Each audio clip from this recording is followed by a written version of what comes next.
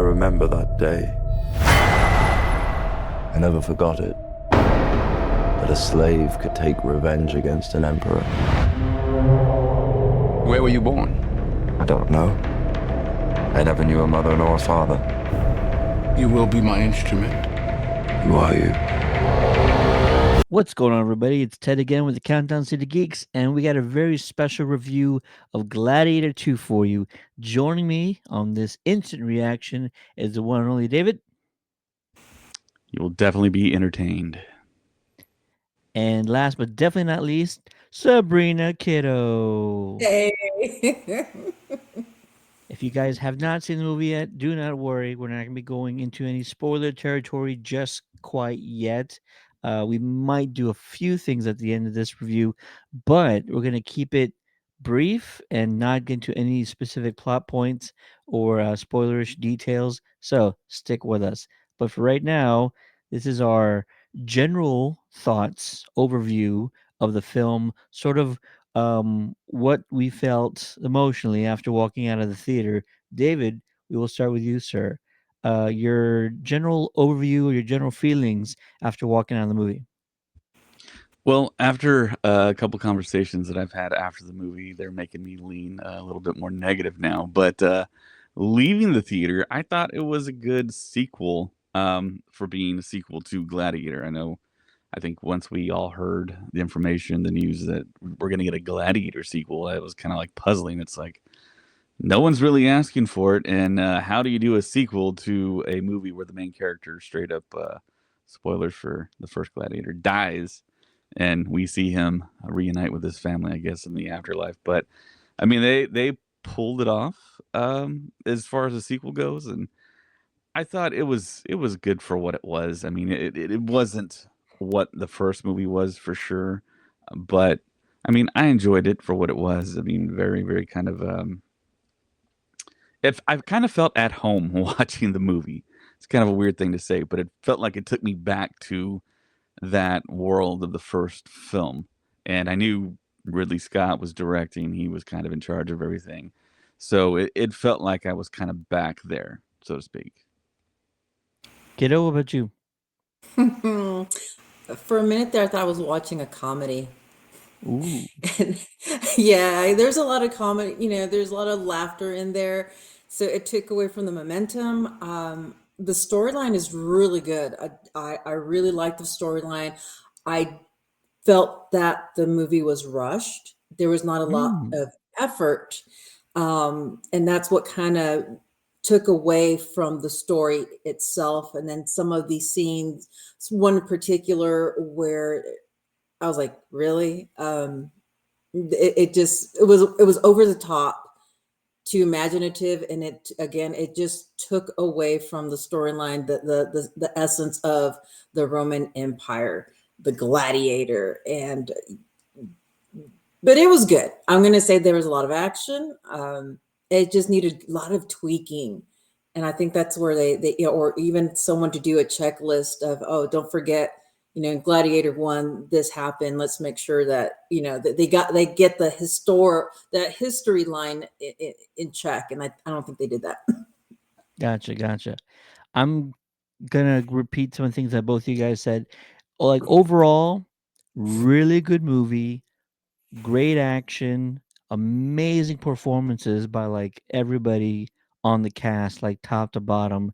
Everybody just like knocked it out of the park.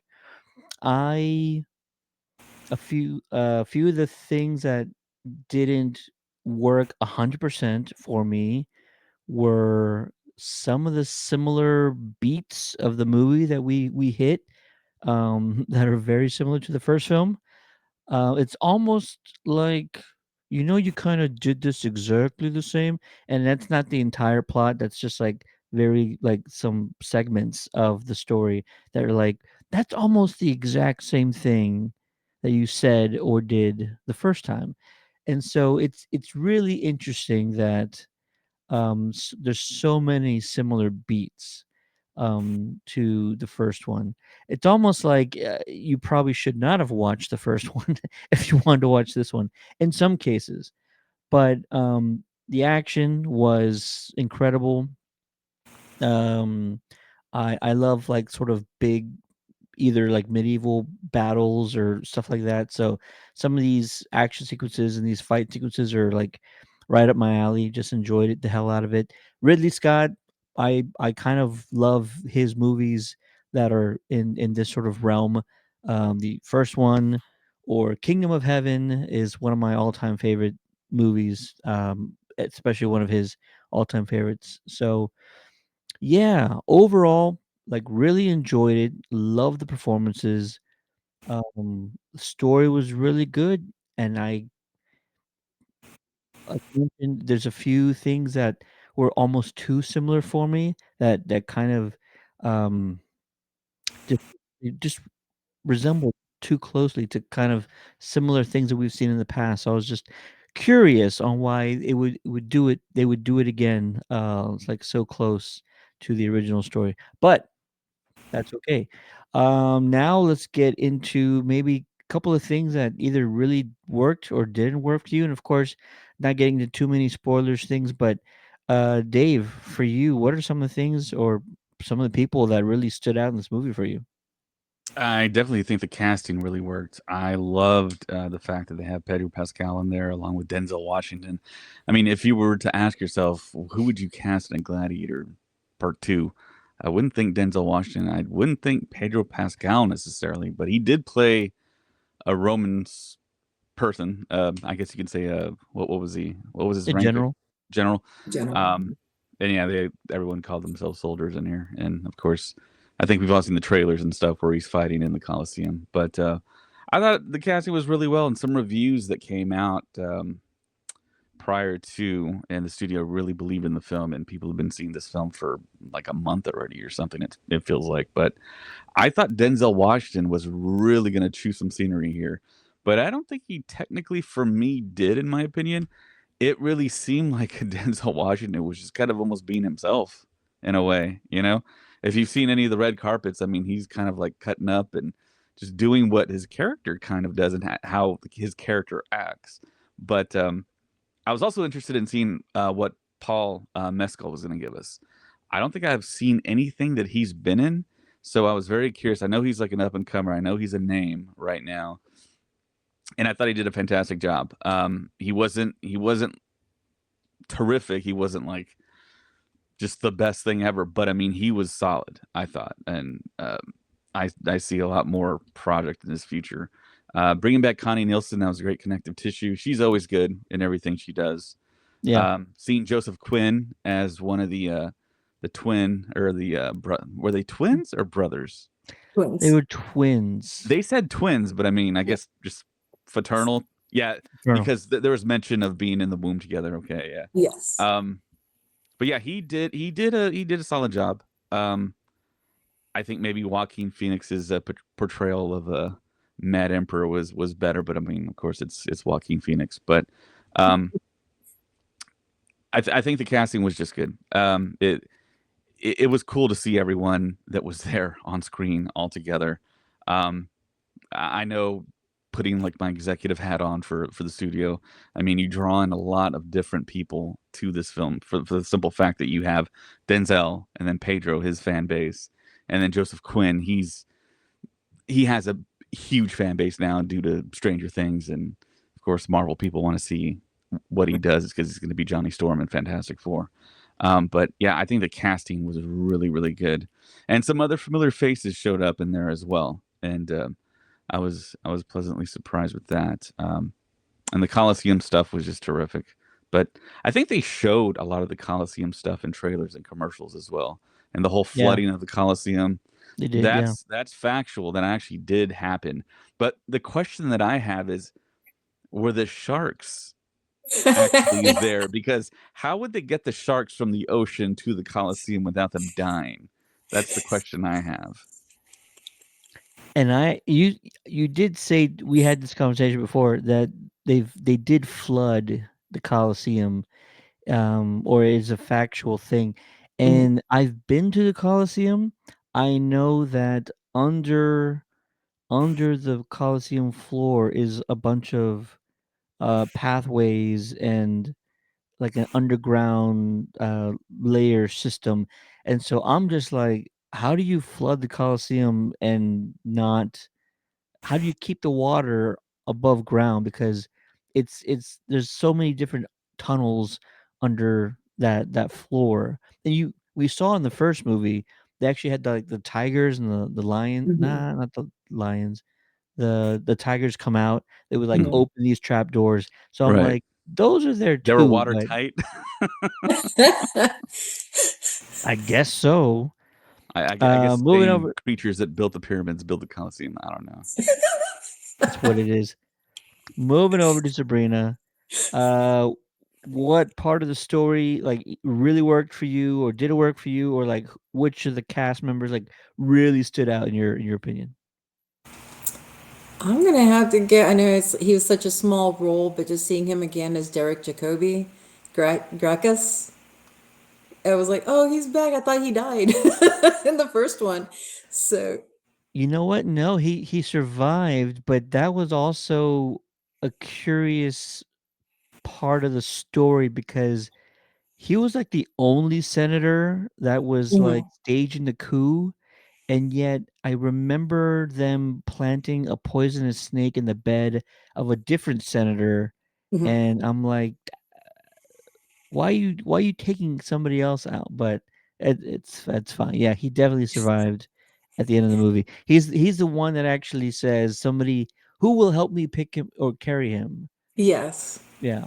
Yes. So I also like that they put a lot of flashbacks from Gladiator 1. Um, that set the tone for Gladiator 2 to give you an idea of the background. It's really the struggle of giving, Rome back to the people, kind of like what we're going through right now. But I like that. They really emphasized that was the whole thing because it was getting corrupted and more corruption after corruption. I did like Denzel Washington's character. He brought it's unique. I will say he's a very unique man, and he brought that sort of uniqueness to it. But there's a lot of comedy too, because it's his little quirks. It was funny in the way he would do his gestures. He was like, eh. I was like, oh, okay. I was like, okay, for a minute, it's like, you can pull out a pistol. I was just waiting for that. But he was a very good character. A lot of his fighting scenes, I was impressed with that. It got better towards the like from the middle towards the end to the end. It was good.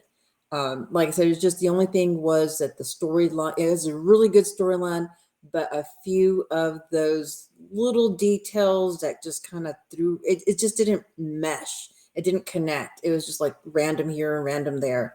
But other than that, yeah, it was good. Of course, the new guy. I'm going to say Paul Um, Pascal. Paul. Yeah, really good. Oh yeah, really good. In the beginning, again, sort of weak, but from the as soon as it was discovered, yeah, he's Lucius. Boom. I mean, he came. That character came out, and I loved it. Yeah, it was really good. The only thing is, like, say, some of the special effect, yeah, the flooding scene. It was see, that was just a little over the top. They have like little island thing with palm trees. I'm like, huh?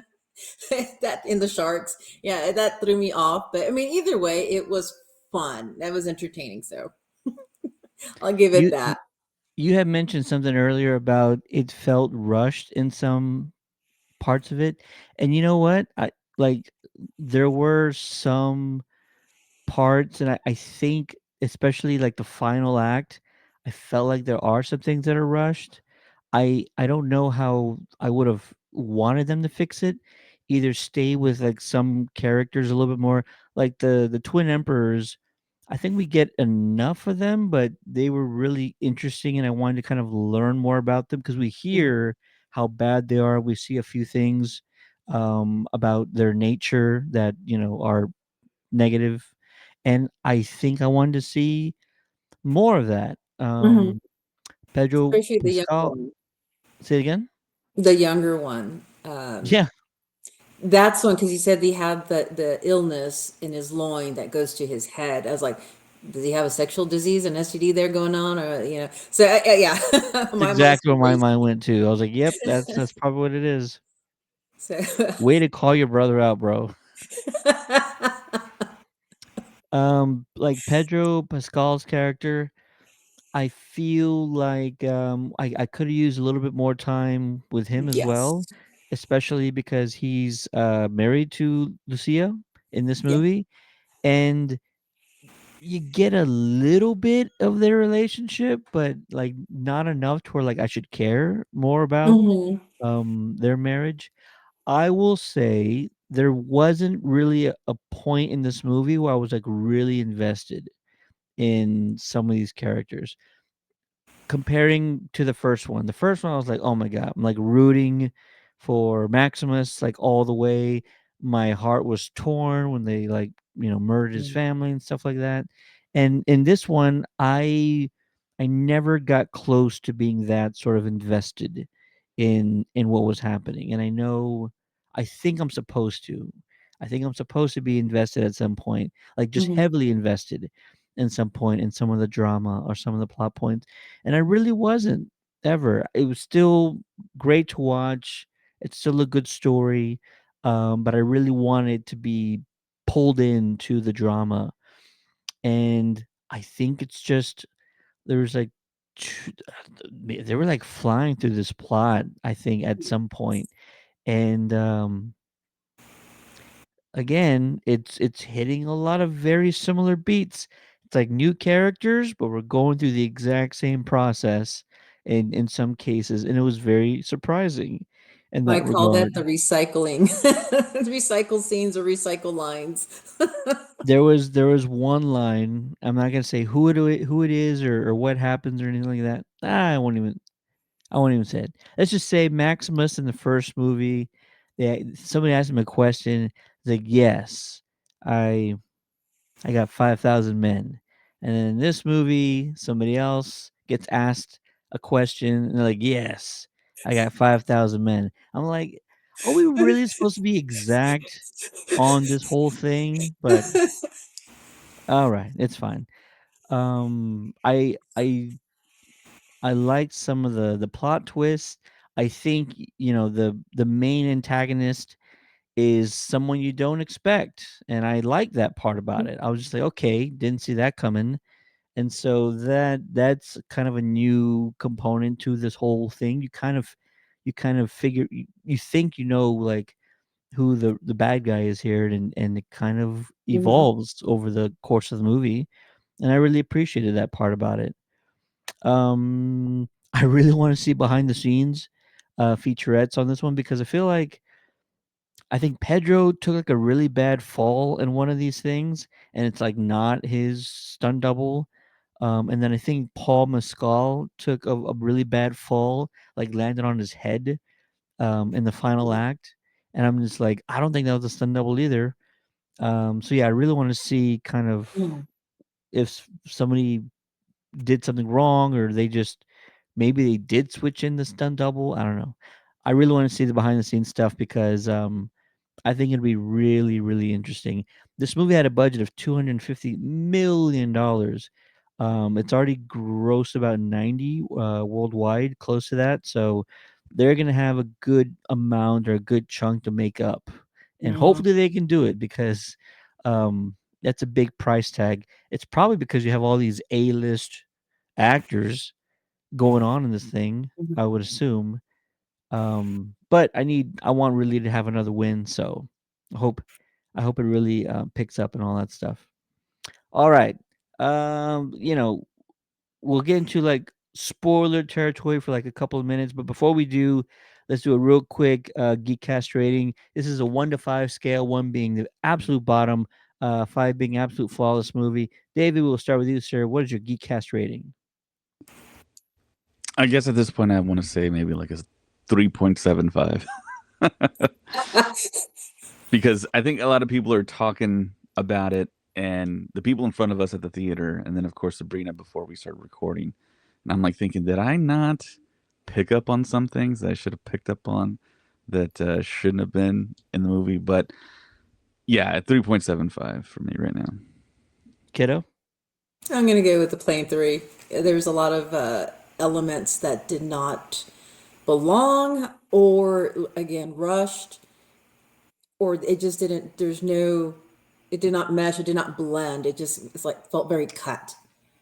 And yeah, some of the CGI, yeah, it was, compared to his other movie, Gladiator One.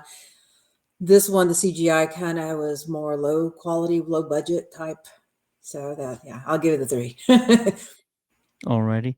And I'm actually matching David's.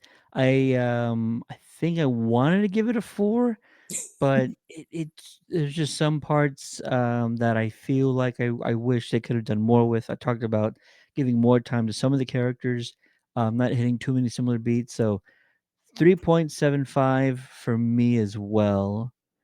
And that brings our overall Geekcast rating to a 3.5.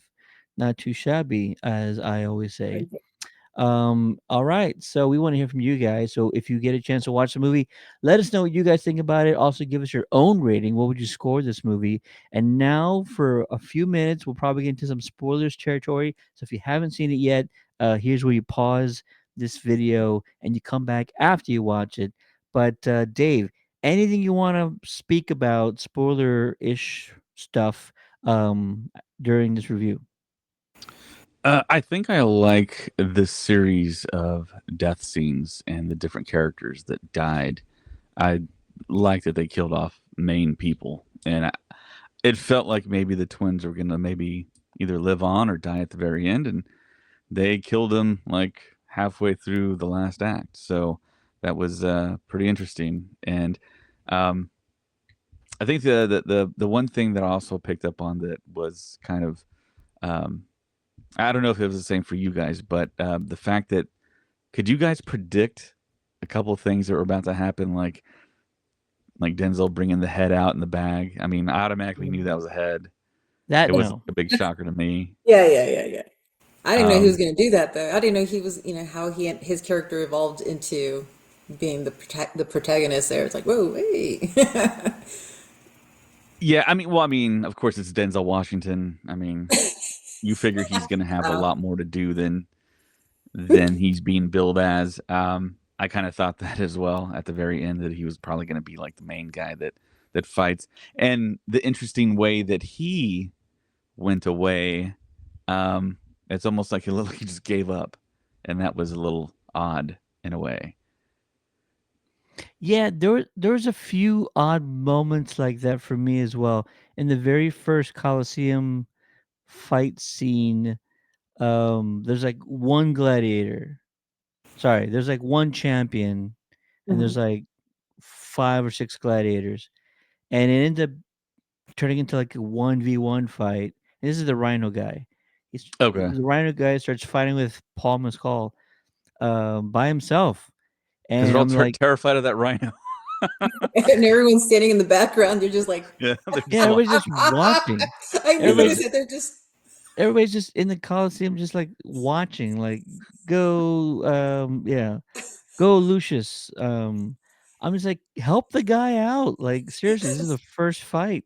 How about some teamwork, guys?" or something, but no, so there were some odd moments, I'm like, Shouldn't somebody else be helping him out? Like, this is a team thing here." He was like, Fight with me," and they were like, "Yeah," and now we're not. So a few 1 or 2 oddball moments like that, I thought. But I did Um, like the connective tissue, like in the very beginning when they started the film, they used like that Scott-free animation style that Ridley yeah, Scott has at the beginning of all of his good films, call. Yeah. and they continued it, and they kind of cut you up in case you hadn't seen the first Gladiator, which dropped 24 years ago, which is crazy to say, and you got kind of caught up, and they use the same score, and I mean, all the connective tissue was kind of surprising as well. You got to see some, like Sabrina said, some of the flashback stuff, the hand going over the wheat, Yeah, that whole thing. That was kind of one of the iconic shots of the first movie. And yeah, I thought that was interesting that they used so much of it and that it connected back so much. And yeah, it's just an odd thing that we have a Gladiator 2. We're talking about a Gladiator 2. I never thought we'd ever see that, but I mean, I think they pulled it off as best as they could for a sequel for Academy Award winning movie. Which I don't know. Is there like precedence for that, where we waited this long to do a sequel to a movie that was like this, that was that acclaimed? I don't. I mean, we just got Beetlejuice, but that's not an Oscar-winning franchise. But I mean, that seems to be like the Avatar? trend now to go do the sequel that a lot of people wanted decades ago that we're getting now. Yeah. Well, I would even say nobody wanted a sequel because what would it be Yeah, about? everyone figured it was like just a complete story and it's done. And like, what are you gonna do?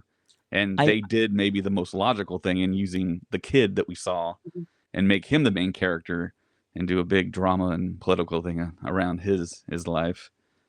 But yeah, it was cool bringing Connie Nielsen back and that one senator that you brought up and back at the Coliseum, and very straightforward the story. You mentioned twists. There are a little bit of a few twists here and there, but nothing just like mind blowing, you know. So the story was kind of par for the course. They really didn't take any type of huge risks. They did kind of the rhyming treatment where we'd seen some of the stuff happen in the previous movie. So yeah. I put this in the Force Awakens category. Stick with me here. Okay. Episode 6 ends and like the Empire's defeated and the entire galaxy is rejoicing. And then somewhere between 6 and 7, an even bigger force Yeah, I see what you're emerges. saying. Yeah. And it's like, really? Because we just annihilated like 90% of them on 2 different Death Stars. Like, Well, Ted, it's I mean, so they say that history does repeat itself. So That's I what I was about to mean, say. You got that. probably, but I'm like, listen, Maximus sacrificed himself. Like, Rome was supposed to be a republic that led by the senators. Corruption had been killed off. And then how do these twins even come into power? Like, who's the smart, the bright one that's like, all right, no more senators running the show. We're gonna have these twins that we just found. They were nursed by a wolf. Perfect for Rome. Like I'm just surprised that things got so shitty so soon. It's like we couldn't have made it a whole generation of like, Rome fixing itself. So it was surprising that things got so bad so quick.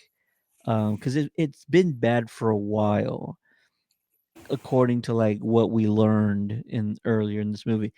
And then Lucius being, or Pedro, sorry, Paul Mescal playing Lucius is Mhm. something I wanted to happen, but I couldn't see them actually doing it, because it wouldn't make any sense. Why would he be not known, or why would he be a stranger to all these people, to Rome of all places? But they did it. They pulled it off. They made it work. So I I don't remember when I felt like he was going to be Lucius, but I always kind of had the thought in the back of my head, like, I really hope he's Lucius.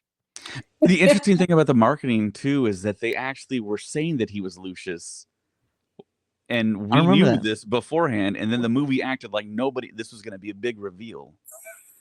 But I saw something on like the red carpet. They're like, "Yeah, you're playing Maximus's son." Yeah, Oh, really? You saw and it's that? like, oh, I guess that's not a secret. Okay.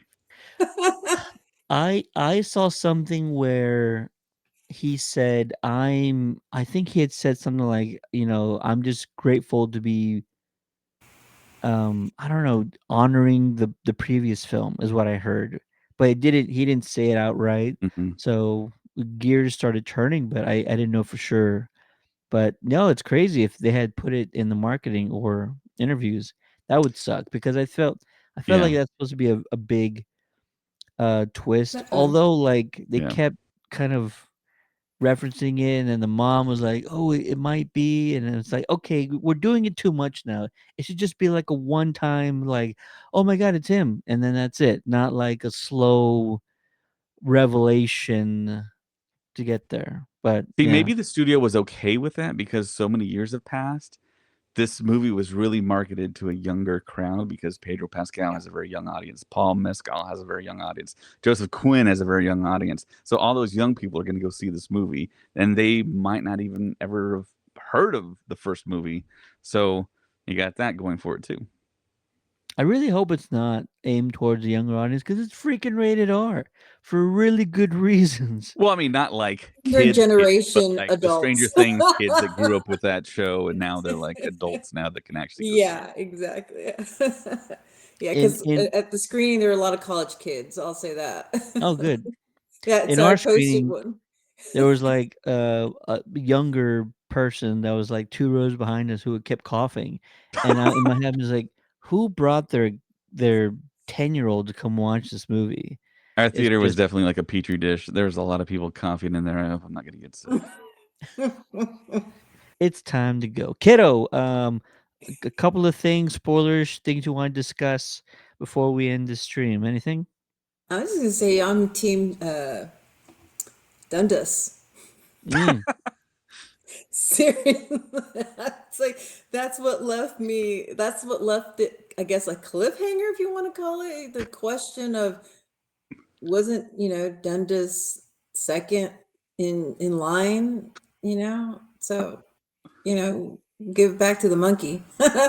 Who shocked the monkey? Print That those monkey coins. Right? But yeah, I mean, that's what I say. That's, to me, I thought, there's a lot of funny, comical scenes and acts that is like, okay, it's a little for a serious movie. I thought it was a little bit too much comedy in there. Again, I have a feeling that what David said, that they're appealing it to the younger adults. That because they have, you have Pedro Pascal that has his fan base, and then is it the other guy, the Joseph Quinn, Joseph Quinn, right? yeah. Yes. Yeah. So I think that's what they're like. Cause I agree with David that I think that's what they're doing, is marketing it to the younger adults, bringing in what, gosh, I hate saying it, that us seasoned adults that grew up with Gladiator, and it was just so, it was epic. It was just, it had that, the macho, the actually more of the valor, the gentleman, the valor, like the valiant. He's like, whoa, and standing up for the people. And so, yeah, so that I don't see that in this one. It slipped through the, slipped here and there through the cracks. It was a good attempt, but it quite, Gladiator just set the bar so high. But I think it's more like, David said, that they're just marketing it to the younger people, using Gladiator as the base. Correct me if I'm wrong, but do you guys remember back in 2000 when they were marketing Gladiator? Didn't they use a Kid Rock song? I'm going to say I don't remember. I think they did. And then for this movie, they used Kanye West in a trailer. Oh wow. So there's another Really? kind of like sign. Yeah. Now you got me wondering what Kid Rock Yeah. song could it have been? It's not Cowboy. It might have been Ba with the Ba. Interesting. See, I could see, yeah. So, That I that's need to how look it everything up. was though, right? Everything was like put it up against a hard rock song or like a Godsmack was the theme That's song of right. everything. Yeah. Bum, bum, bum, bum. Hey, So don't yeah, mess with Godsmack. I'm just saying I'm, it was a theme song on every commercial, every that's true. military The video. military. Bum bum bum. Yeah. Because he stands alone. That's why. Oh, that one too. Good one. Kind of the last thing that I'll say about this one is like I'm surprised on how many like just mirror of the same plot points this one had. I mean, I know it's all about a gladiator, and I know it's all about like survival and all that stuff, but attempting another coup with your army that is stationed in another city, and you send a guy to go get them, and the whole thing gets like foiled, thwarted, like all those things are like exactly tit for tat and stuff like that. And I'm just like, wow, that's so similar. It's strikingly Mhm. similar how those are. So But it's this one it's was kind of successful wild, in bringing him in. right? Yeah. That's the only difference, is like he brought him in. No, He yeah, didn't get he home. he, he finally did and all that. Yeah. So yeah, very interesting how some of those beats were nearly identical, but Mhm. I don't know, still really enjoyed it, especially how creative all the fight sequences are. It does like border on the fence of like absurd when you start dealing with sharks and in this in boats, just even boats The in the boots. Colosseum. I've been in the Colosseum. You cannot have boats like maneuvering around. It's really not that big, I promise you. The movie kind of um, stretches like on the scale and the size of it and all that stuff. But yeah, all in all, still think we all appreciated it. We all recommend people Yeah. go watch it. But maybe it's just try not to compare it too much to the original because it's not gonna get close to that bar. I think that bar is just really too high of a climb for it to kind of reach.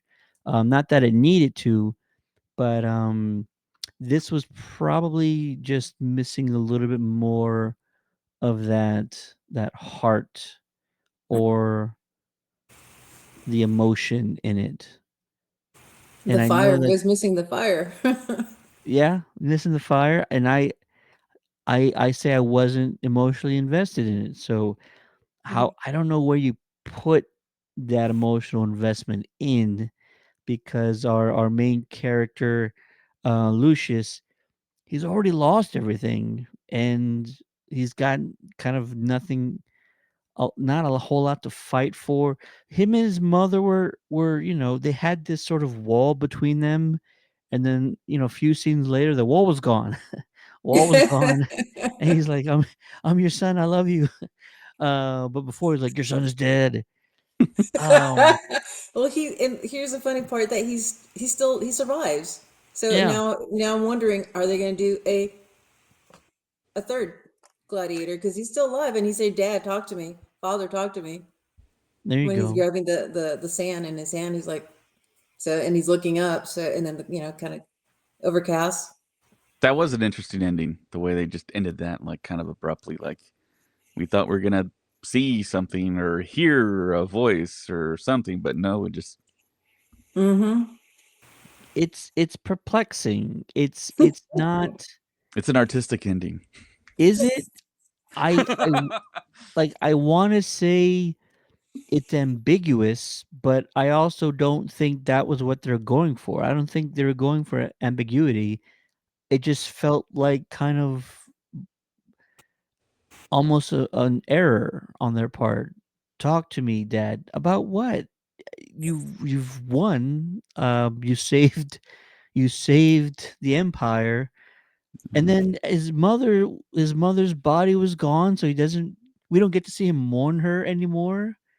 And I'm When he like, touched the blood on that wheel or whatever, I was like, "What if that's not even his mom's blood? What if it's some other like a I was dude's saying the blood?" same thing. I'm Yeah, with you. Same. So this is part of the stuff where I'm just like, this feels like it was added in at the last second. Like whatever they had before didn't work out or didn't test yeah. well. So then they just threw in this last bit where he's just like talking to himself or his dad. And it's like, what does this mean? I don't know what it means. It was not confusing, but it was just like I don't know what the point of it was. Yeah, it's starting to kind of seem like this movie was a lot longer, and the studio maybe intervened and said, "Hey, we got to cut off 45 to 30 minutes off of this thing. This thing is too long. We need to make our money back. Let's just fix it up, make it 2.5 hours. Wicked is 30 minutes longer than this movie, actually, I believe. So, were And you it felt shorter, invested in just the Wicked saying. characters? Oh yeah. I've, and it's funny 'cause I just finished the review, and now that the embargo's lifted, I can just hit it, just add some photos, and that's the only thing. Yeah, well, because you're recording, we're talking about that now. But yeah, we'll discuss later. But yeah, Wicked was I was more invested with Wicked, the character, all of them. Really, I'm gonna go with Elphaba. Really, she's just it was that powerful Yeah. in her voice and the singing, the music, because some of the songs were a little on the cheesy side, but that last one, Defying Gravity, wow. I mean, for people to be Incredible. crying, I was like, ooh, it's like okay, that made an impact on them. That's good. And we also Well, got to realize Ridley Scott's age. He's 86 years old, and he's directing these movies. my goodness. Oh, My goodness. He's a trooper. Well, I think that's gonna do it for this review. It's been quite a week of films. Welcome to Glicked Week, folks. Glicked, The new Barbenheimer. Gladiator and Wicked. Yes, we had a good time watching both these films. Check out the other review if you haven't seen it yet for Wicked. That was done by Retro Ray, Sabrina Kiddo, as well as our friend Emily, who joined the review. She did a fantastic job. Much bigger Wicked fan that she had led me to believe. I had no idea she was like a diehard Wicked she tried fan. out for the Broadway show Glinda. for Galinda or Galinda. Yeah, Yeah, she tried out several times, and of course didn't make it, but I ever didn't. since that's what made her a huge fan of Wicked. So that's why she knows so much about it. I mean, I she's had like in no detail. idea. She goes, we're like, dang, that far. I had And I no went to idea. That was Kristen Chenoweth, wild to right? find out. I'm sorry. Kristen Chenoweth was Glinda, Yeah, right? In the play. yeah. Yeah. And Yeah, Idina Menzel was the witch. Yeah. So you got again, it's like they have a lot of big shoes to fill, but I think they're. I mean, I was surprised on Ariana Grande because I'm not a fan of hers, and I was impressed. I was like, dang, she brought it home. It's like I think sure did. she found her calling. If she went back to her roots because she was in. I don't even know if you want to call that, because she started off in Nickelodeon. So yeah. So yeah, I know, but I think she matured and found her where she's a better fit artistically. Because yeah, and like I said, I was not a what to call her, the pop princess, whatever, the princess of Mm. pop. I wouldn't know. She's hilarious on SNL. If you ever want to see anything else of Oh her, yeah, she's yeah, Okay. fantastic. yeah.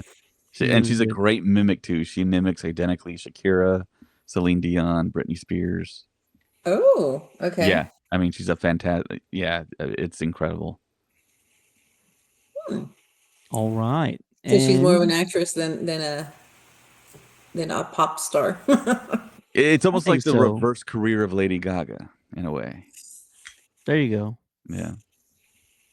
More promising, I think, for her on that way. Mm-hmm.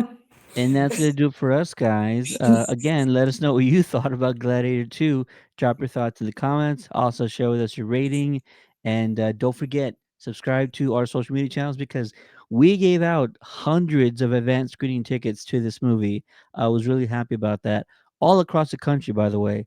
So, if you guys want to get in on the next movie coming up, I don't know what that is quite yet, but we got some good ones around the corner.